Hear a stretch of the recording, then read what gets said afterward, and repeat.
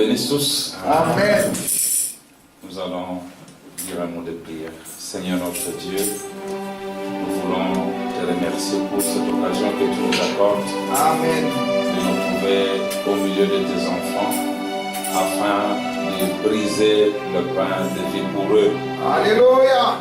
Nous voulons nous remettre entièrement entre tes mains, Seigneur, pendant les quelques minutes que nous allons nous entretenir, que tu nous conduises et que tu parles à nos cœurs pour ta propre gloire, au nom du Seigneur Jésus-Christ. Amen. Amen. Merci beaucoup pour la deuxième fois d'être au milieu de vous. Je remercie le pasteur Armand pour m'avoir donné cette occasion de vous parler. Je sais que c'est un jour de prière. Je ne vous prendrai pas beaucoup de temps. Je vais juste vous saluer par quelques mots qui viennent du message précieux que nous avons reçu au temps de la fin. Je sais pas, on a ça. Okay. Nous allons lire dans Luc 24, du verset 1 au verset 12.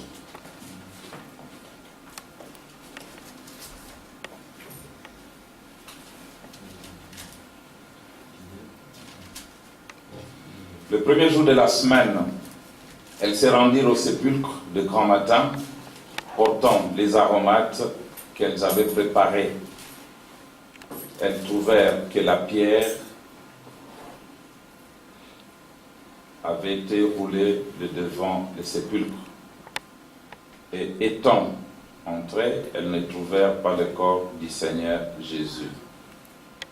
Comme elles ne savaient que penser de cela, voici deux hommes leur apparurent en habits resplendissants.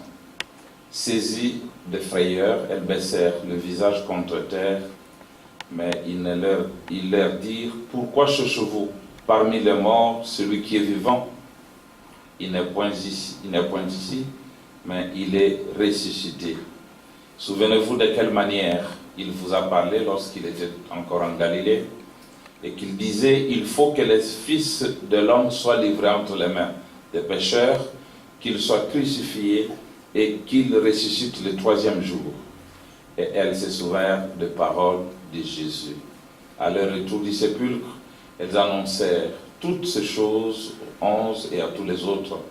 Celles qui dirent ces choses aux apôtres étaient Marie de Magdala, Jeanne, Marie, mère de Jacques, et les autres qui étaient avec elles. Suivez ça. Ils tinrent ces discours pour de rêveries, et ils ne crurent pas ces femmes. Mais Pierre se leva et courut au sépulcre. S'étant baissé, il ne vit que le linge qui était à terre. Puis il s'en alla chez lui dans l'étonnement de ce qui était arrivé. Vous pouvez vous asseoir, que le Seigneur ajoute des bénédictions à la lecture de sa parole. Amen. C'est la saison de Pâques. Nous sommes venus ici pour des réunions de Pâques qui ont eu lieu en Pologne. Alléluia. Et je pensais que je pouvais vous saluer par un autre message de Pâques. Amen. Parce que nous savons que toutes les églises chrétiennes ont commémoré la Pâques. Que ce soit l'église catholique, l'église protestante, les méthodistes, etc. Ils ont parlé de la Pâques, même les assemblées du message. Mais ce soir, je voulais vous parler un tout petit peu sur la grande Pâques. Amen. On a parlé de la Pâques, mais je voudrais vous parler de la grande Pâques. Alléluia. Je crois que si on parle de la grande Pâques, on fait allusion à une petite. Amen. Alors, je crois de tout mon cœur que 90% ou même 99% ont célébré la petite Pâques. Amen. Mais nous voulons parler de la grande Pâques. Amen. Il est vrai que notre religion est la seule qui soit vraie, l'Église chrétienne, parce que nous avons un mémorial, une tombe vide à Jérusalem. Alléluia. Nous avons le fondateur qui est ressuscité des morts. Amen. Qui a prouvé qu'il y a la vie après la mort. Amen. Amen. Et nous avons eu beaucoup de fondateurs, comme nous allons le voir dans un moment là, et comme le prophète le dit dans les lieux d'adoration que Dieu a choisis. Il dit avec 900 et quelques idées différentes, encore en mettant de côté toutes les religions païennes et en parlant que de la religion chrétienne. Pourtant, vous voyez, nous avons combien? 900 quelques idées différentes sur chaque chose. Et pourtant, nous sommes de la religion chrétienne. Il dit, et en parlant que de la religion chrétienne, pourtant, j'ai de la sympathie pour les païens. Sinon, je n'irai certainement pas là-bas leur parler. Seulement, ils ont tort. Le christianisme est la seule religion qui est vraie. Amen. Amen. C'est le christianisme. Amen. Et je ne dis pas ça simplement parce que je suis chrétien. En effet, je crois que c'est la vérité. C'est la seule religion à avoir raison. Amen. J'ai été au tombeau où le cheval blanc est changé toutes les 4 heures. Où Mahomet, un grand prêtre et conducteur, pas longtemps après Christ, on dit qu'il était prophète, et je ne doute pas qu'il ait été tout de suite après les frères Maccabées. Mais quand il est mort, il a prétendu qu'il allait ressusciter et qu'il allait conquérir le monde entier. Maintenant, à peu près toutes les 4 heures, il relève la garde et il garde un cheval blanc à son tombeau. Ils l'ont fait depuis 2000 ans, en s'attendant à ce qu'il ressuscite pour conquérir le monde. Mais voyez-vous, et vous prenez Bouddha. Bouddha a vécu il y a plusieurs centaines d'années, il y a environ 2300 ans, les dieux du Japon. Et donc c'est un philosophe, un peu comme Confucius, ainsi de suite. Mais tout cela, pour les fondateurs, ainsi de suite, ils sont tous morts avec leur philosophie. Amen. Et ils sont enterrés, ils sont dans la tombe. Amen. Mais le christianisme, Alléluia. qui a été établi par Jésus-Christ, il y a une tombe vide. Amen. Il a été le seul homme Amen. qui se soit jamais tenu sur terre et qui ait vécu et dit: j'ai le pouvoir de donner ma vie et de la ressusciter à nouveau. Amen. Et il l'a fait et il vit aujourd'hui. Amen. Et nous savons qu'il vit. Comment? Parce qu'il est avec nous. Amen. Et il nous en donne la preuve Amen. par des signes et des miracles physiques qu'il a promis qu'il ferait pour le montrer. Amen. Si bien que la colonne de feu qui conduisait les enfants d'Israël dans le désert, Yes, sir. elle est avec nous aujourd'hui. Amen. Elle s'est même laissée prendre en photo. Oui, monsieur. Voilà notre preuve que Jésus vit, Amen. Amen. qu'il est ressuscité. Amen. Nous avons des Amen. preuves, même scientifiques, Amen. qui montrent qu'il est là, Amen. qu'il vit en nous. Elle accomplit les signes et les prodiges qu'il a promis qu'elle ferait en ce jour, tandis que nous voyons toutes les paroles qu'il a promises se manifester aujourd'hui. Par conséquent, le reste du monde païen n'est que dans la course, n'est pas dans la course, c'est le christianisme. Yes, sir. Donc vous voyez, nous pouvons célébrer la Pâque, mais comme un événement historique. Juste une histoire qu'on nous a racontée. Il y avait un homme qui a vécu, Jésus, il est mort, il est ressuscité. Ça, c'est du point de vue historique. Mais qu'est-ce qui nous prouve qu'il est vivant?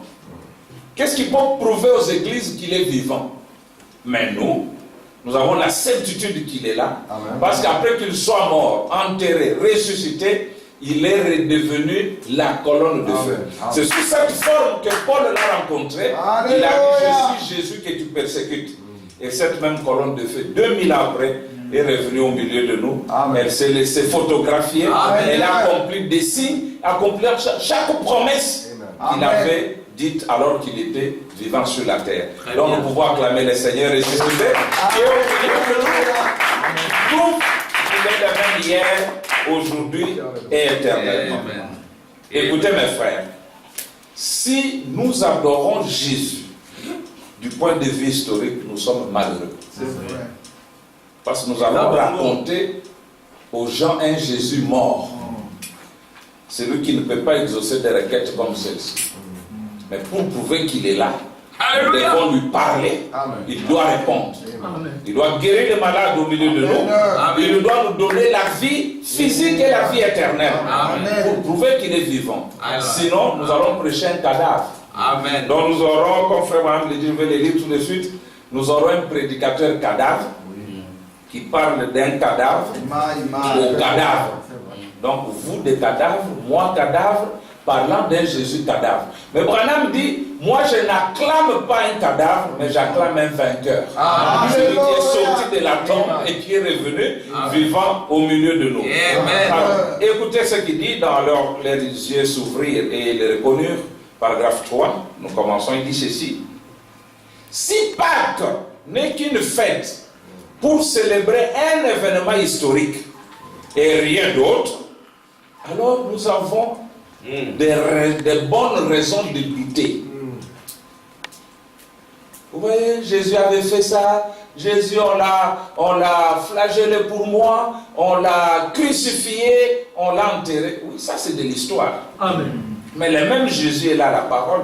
Amen. Est-ce que les gens ne le crucifient pas pour la seconde fois? Quand on leur dit Jésus a dit ça, est-ce qu'ils le croient? Ils les crucifient. C'est la preuve que s'ils étaient là, ils allaient se joindre côté de ceux-là qui avaient dit crucifiez-les. Ils n'allaient pas prendre parti pour lui. Alors il dit ceci, nous avons de bonnes raisons de douter. Nous avons de bonnes raisons de remettre cela en question. Si vous m'amenez un Jésus historique, me racontant d'une Pâque historique, la parole me donne droit de douter. Il dit, parce qu'il n'en resterait que la pensée solennelle, consistant seulement à accepter des paroles. Et si Christ n'avait pas fait les promesses qu'il a faites, alors nous aussi, nous n'aurions pas l'évidence que nous avons. Amen. Il a fait des promesses. Et quand nous voyons ces promesses vivre de nouveau, cela nous donne l'évidence qu'il est vivant. Amen. Si nous n'avons pas ces preuves, alors nous sommes dans une religion morte, racontant une histoire.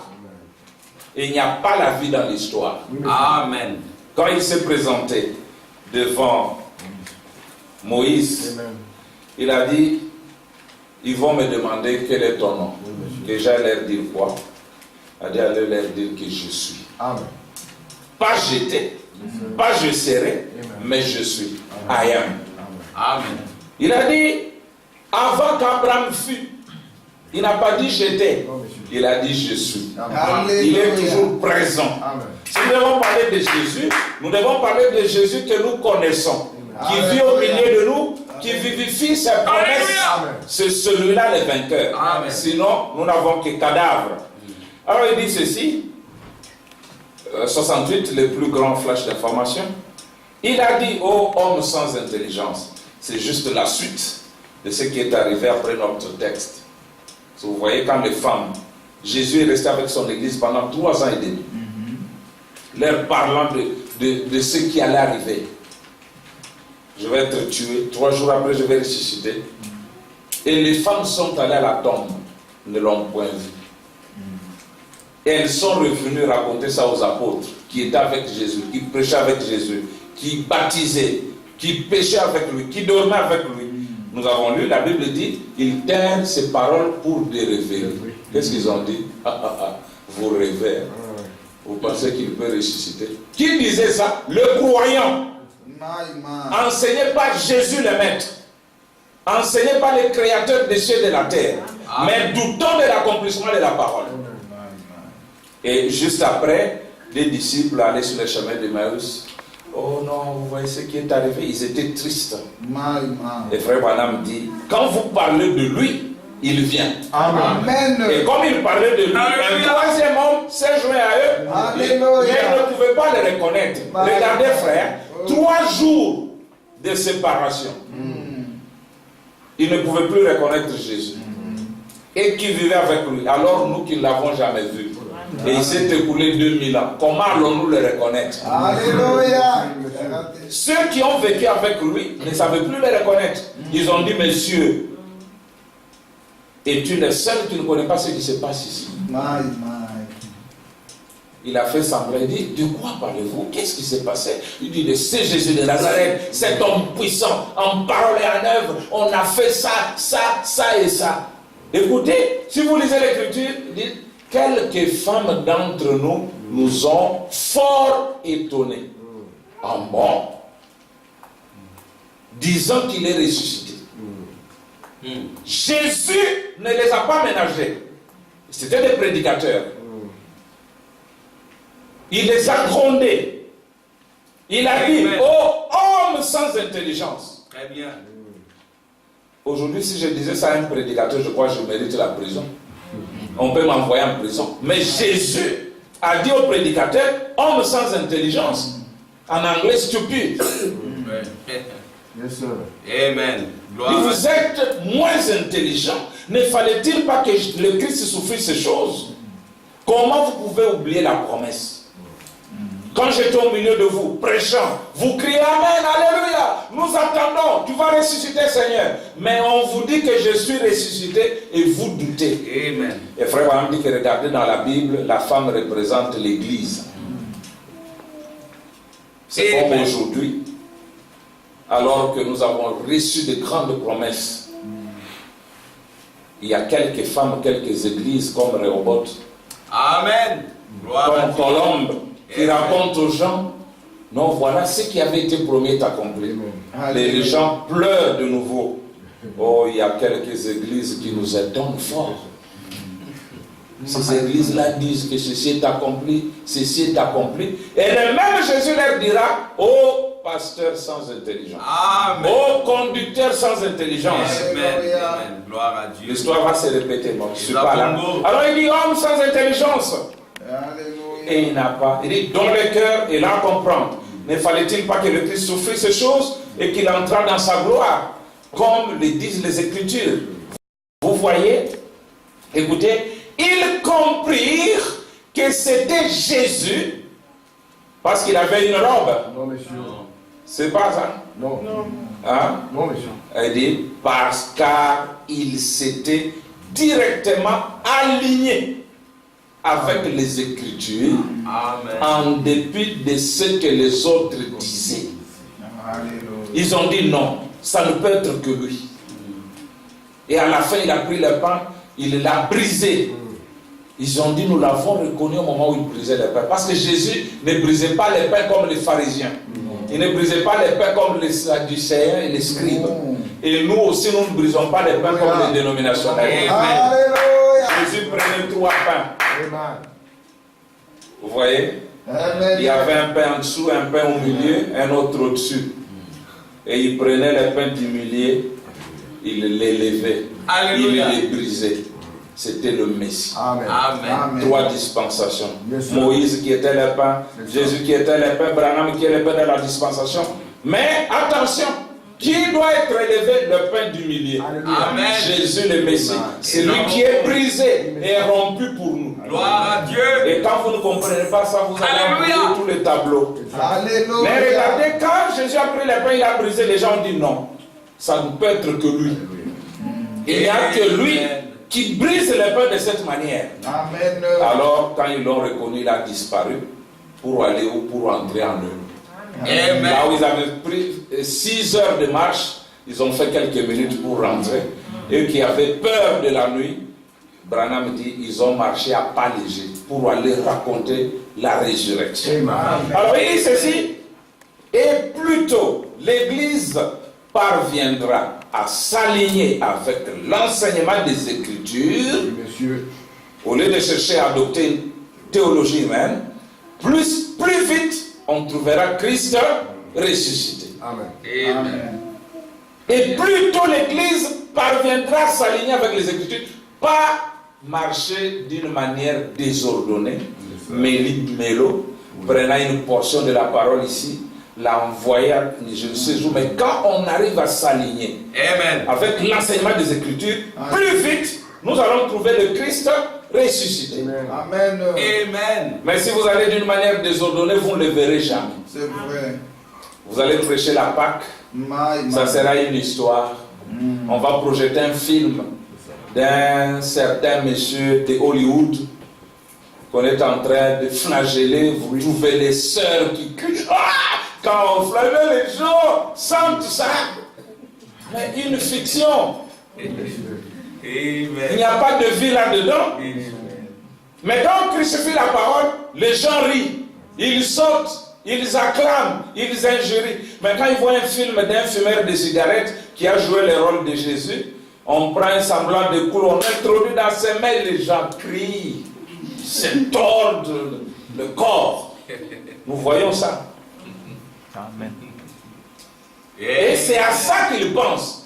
Mais nous avons le même Jésus sous forme de la parole. Amen. Le même hier, aujourd'hui, éternellement. Alléluia. Je ne permettrai que personne ne puisse toucher à cette parole. Amen. Vous voyez?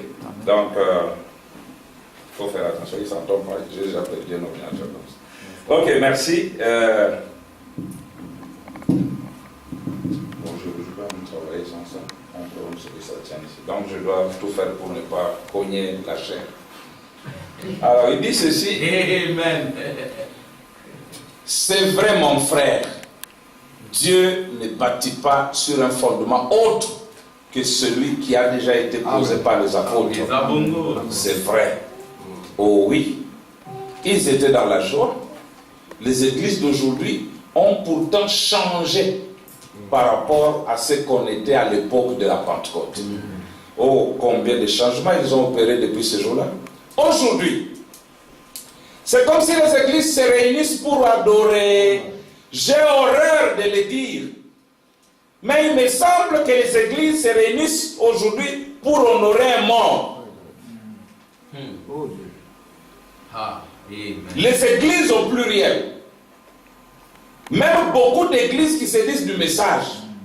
Quand on leur parle de Jésus, ils ont une conception mythique d'un Jésus qui a été peint par un artiste. Et pourtant, sa durée de vie sur la terre était de 33 ans et demi. Après, il est retourné à la forme qu'il avait. Écoutez, j'ai horreur de le dire, mais il me semble que les églises se réunissent aujourd'hui pour honorer un mort. Les gens entrent dans un bâtiment et ils chantent « Mon Dieu, plus près de toi ». Et c'est une espèce de lenteur comme à une morgue. Ça produit un bruit ennuyant. Eh bien, ils s'approchent de vous et disent, bon, récitons maintenant le credo des apôtres. Répétons tel credo que les docteurs un tel et tel et tel. Oh là là! C'est comme si on était triste pour cela. Et la moitié d'entre eux restent à la maison pour regarder la télévision au lieu de venir à l'église le dimanche.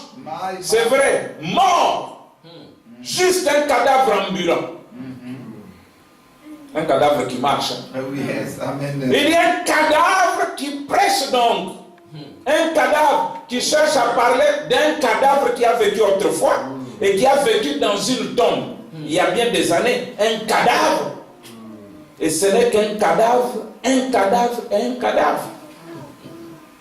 Ils vont adorer un Christ qui est mort il y a 1900 ans. C'est pratiquement la condition exacte des églises aujourd'hui. Cherchant à adorer un mort au lieu d'acclamer un vainqueur. Amen. Gloire à Dieu. Amen. Je suis heureux d'être pentecôtiste de cœur. Pas par dénomination. Non, non. Effacez mon nom de ça. Mais l'expérience. Nous ne venons pas adorer un mort. Nous acclamons un vainqueur qui a vaincu la mort, les séjours des morts, la tombe et la maladie, chaque démon, toute incrédulité, il a vaincu cela. Voilà le Christ que moi j'adore. Pas une histoire. Eh bien, pouvez-vous imaginer une équipe de baseball ou de basketball de cette école ici sortir et remporter la victoire sur l'équipe adverse et revenir? Pouvez-vous imaginer les gens se tenir debout là par exemple, leur chantant une sorte de petit cantique du genre mon Dieu plus près de toi? Eh bien, on déployerait des drapeaux. On les acclamerait en faisant comment était-ce au retour de Napoléon? Qu'en était-il de Staline? Quand ils sont entrés en Allemagne et qu'ils ont tiré de coups de feu et exécuté ou plutôt les saluts et ont croisé leurs jambes pour exécuter les saluts russes. Qu'en était-il quand nos garçons sont rentrés au pays après leur victoire? Les sifflets ont retenti. Les gens se sont déchaînés. Ils ont tiré de coups de feu. Ils ont crié. Ils ont fait sonner les cloches. Pourquoi? Nous avions vaincu notre ennemi. Alléluia. Mais aujourd'hui, vous avez l'impression d'être assis. Vous avez l'impression d'être dans une sorte de morgue. On entre dans une église et les gens disent: nous croyons en Dieu le Père Tout-Puissant. Je crois en Jésus-Christ ressuscité. Amen. Les vainqueurs de la mort, du séjour des morts et de la tombe. Je crois qu'il est vivant ce soir. Amen. Et qu'il est vivant parmi nous dans ce bâtiment. Alléluia. Conformément à sa promesse. Là où 2 ou 3 sont assemblés à mon nom, je serai au milieu d'eux. Alléluia. Pas un service funèbre où quand quelqu'un crie Amen, on le regarde avec un drôle de regard et on fait du bruit. Oui, c'est normal, c'est dans une morgue. Alléluia. Il y a un cadavre debout du haut de la chair qui raconte aux autres cadavres assis d'un cadavre qui a vécu il y a 1900 ans. Il avait fait ça, il avait fait ça. Est-ce que le même qui a marché sur les eaux n'a pas calmé la tempête? Amen. À l'ouest? Est-ce que le même qui a multiplié les paix n'a pas créé les écureuils? Amen. Mais parlez-leur de cela, ils vont rester froids comme des cadavres, la température moins 30. Mais dans l'église du Dieu vivant, quand ils voient la vraie Pâque, ils sont excités. Ils sifflent, ils acclament parce qu'ils voient que c'est la vie. Vous voyez, frère? C'est ça la Pâque. Très bien. Nous allons y arriver là. Il dit ceci. Nous retournons dans leurs yeux. Il dit, eh bien, si Christ est ressuscité des morts et qu'il est parmi nous aujourd'hui et qu'il a promis que les mêmes choses qu'il a faites, nous les ferons aussi. Soit c'est la vérité, soit ce n'est pas la vérité. La Bible dit, il est le même hier, aujourd'hui, éternellement. Alléluia. Jésus, au jour de sa chair, il a dit, les œuvres que j'ai faites, vous les ferez aussi. Amen. Amen. Celui qui croit en moi, les œuvres que j'ai faites, il les fera aussi. Et il en fera des plus grandes, parce que je m'engage au Père. Amen. Mais essayez de raconter aux gens qui sont dans des morgues d'aujourd'hui, les églises, qui ont tout remplacé par de danses mondaines dans l'église. Racontez-leur qu'aujourd'hui, la promesse est accomplie. Aujourd'hui, on a fait plus. Là, c'était la multiplication, ici, c'est la création. Amen. Seront-ils excités? Non. Parce que ce sont des cadavres. Parler à un cadavre de la gloire de Dieu, le cadavre ne fera rien, il ne bougera pas.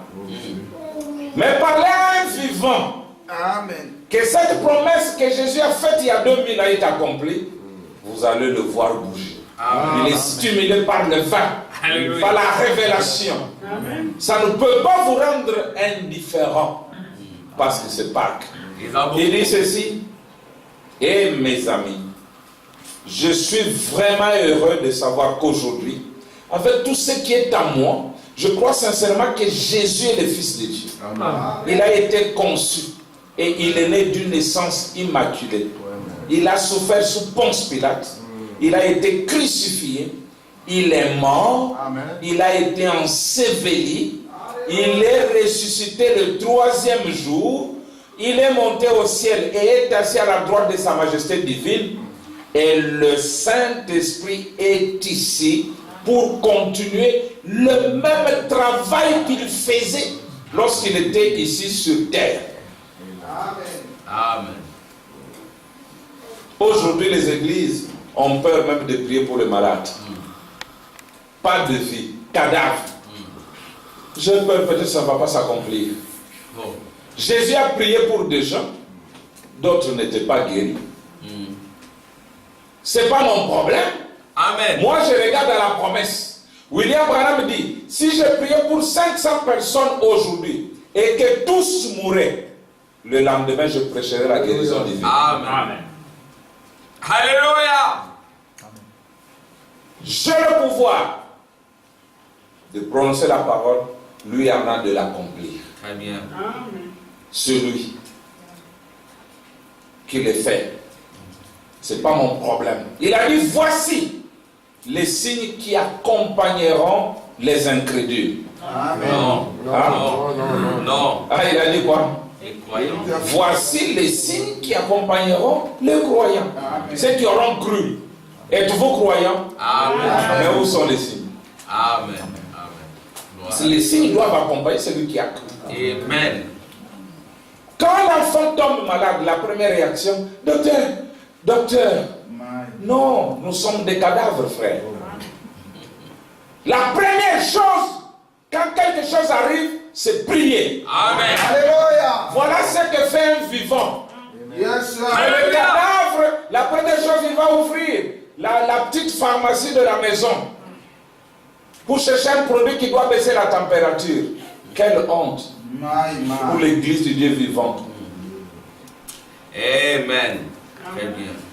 Gloire à Dieu. Amen. Où est ce Dieu-là qui répond aux prières?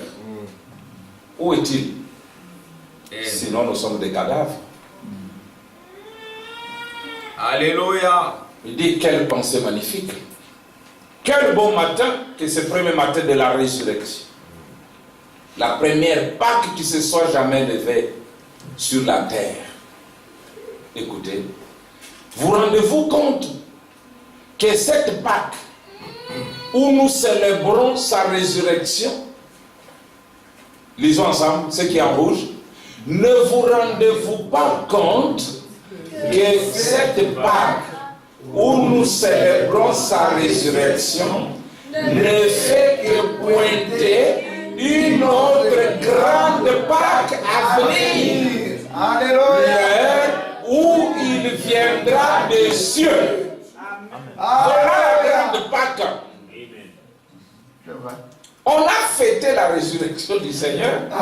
C'est une Pâque, mais il y a une grande Pâque à venir. Mais un événement qui passe inaperçu. Si vous prêchez Pâques sans toucher à la grande Pâque, vous n'avez rien fait. C'est vrai. Amen. Vous n'avez qu'apporté l'histoire. Vous êtes un professeur d'histoire du haut de la chair, racontant un événement historique avec un langage de cadavres, parlant aux autres cadavres ambulants. Frère, on les appelle cadavres ambulants. Ce n'est pas un cadavre qui reste là, il marche, il bouge. Mais cadavre, vous dites c'est pas possible. Jésus a dit, il a trouvé les gens qui enterraient, il a dit, laissez les morts vivants, enterrez leurs morts. Ils sont morts, ils sont cadavres, et ceux qui enterrent ces cadavres sont aussi cadavres. Ils sont dans le ténèbre. Ils ne connaissent pas la parole du jour. Amen. Ils sont cadavres. Ils ne connaissent pas Pâques. Ils adorent ou ils célèbrent la Pâque comme le pape. Comme les luthériens. Le pape peut vous raconter de cette Pâque-là mieux peut-être que vous. Il connaît même le mot grec utilisé pour expliquer cette Pâque. Il peut vous amener à l'endroit précis où il fut enterré. Mais c'est de l'histoire. Mais il ignore cette Pâque ici. La grande Pâque à venir. L'heure où il viendra dessus. Et tous ceux qui sont morts en Christ ressusciteront et s'en iront avec lui. Il dit, nous attendons seulement avec impatience cette grande Pâque qui vient. Nous sommes en quelle année quand il parle de ça? Nous sommes en 57. Il dit, nous attendons impatiemment. Avec impatience, cette grande Pâque qui vient. Comme cela est beau aujourd'hui, Quelle consolation! Quelle preuve nous avons lorsque la Bible déclare cela, lorsque son omniprésence déclare cela, lorsque sa puissance de guérison déclare cela, lorsque son glorieux esprit déclare cela. Alléluia. Lorsque toute chose dans la nature déclare cela, les cœurs de tout homme né de nouveau déclarent cela. Amen. Que Jésus-Christ est le Fils de Dieu et qu'il reviendra. Alléluia. Et il est donc le même hier, aujourd'hui et éternel. Amen.